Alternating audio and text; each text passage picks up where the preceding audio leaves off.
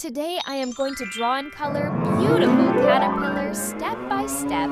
Let's go start drawing. First I'm drawing its head.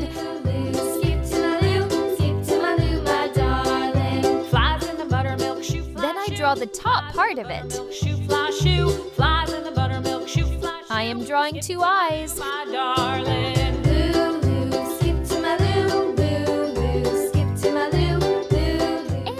a nose. Little friends, let's draw its entire body like this. I'm doing this to round up my body.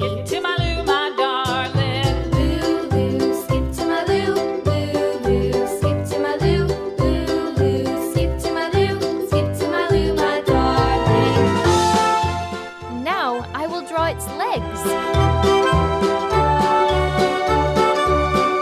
Great. Let's make its outlines a little thicker now. Now I will color. Let's go. Red. Yellow color.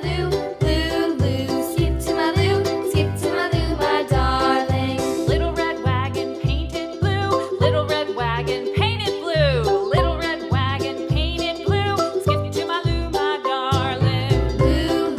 Skip to my loo. Pink color.